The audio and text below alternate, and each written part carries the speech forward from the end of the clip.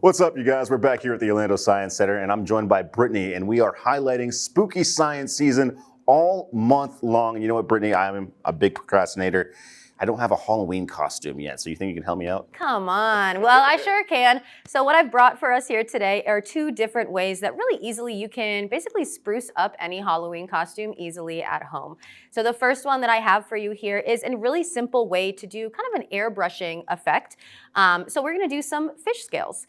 So if I could have you just put on that fishnet sleeve. Just slip this on really quick. Exactly. Let's just do it over, a little bit of your hand.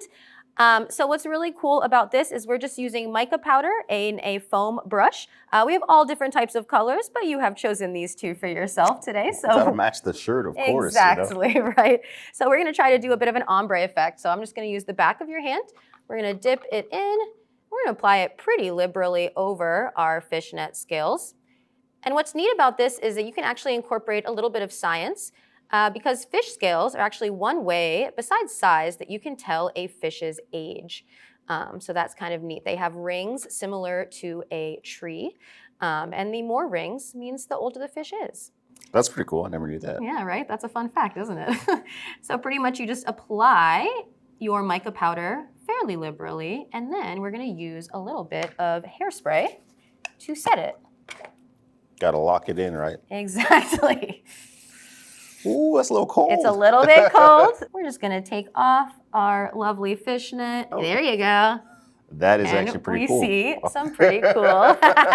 So this is how they do it in Hollywood, huh? Exactly. But that's not the only special effects makeup I've brought for us today. There is a really easy way, if you don't mind being a little extra spooky, to make some realistic scabs at home, all right? So we're gonna celebrate the power of our body's ability to naturally heal itself by mixing some petroleum jelly with red food coloring. All right, this is gonna get a little icky, but I'm doing this one on me. All right, let's say I got hurt in some fashion. All right, we're gonna use a little bit of the jelly, spread it on, however, you really can't go wrong. And then we're gonna take regular old toilet paper. All right, this is 2-ply. But I have turned it into 1-ply for the sake of this lovely activity. And we're just kind of put it on there. You really can't go wrong. We really want to get it kind of stuck in to the petroleum jelly. That already looks good. I mean, thank you. I appreciate that. But what's really going to kind of seal the deal in a way is a little bit of cocoa powder.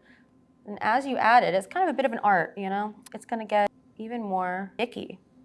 Which is the scientific term. Yeah, for sure. And so that is one of the easiest ways to make a fairly realistic wound using materials right from your pantry. All right, so we got scales and scabs. I love it. Well, if you guys need help with a Halloween costume, maybe you want to spice it up all month long, we're highlighting spooky science season here at the Orlando Science Center. And we hope to see you all here coming up throughout the month of October. But for now, I'll send it back to the desk. I'm Marquise for the science of it.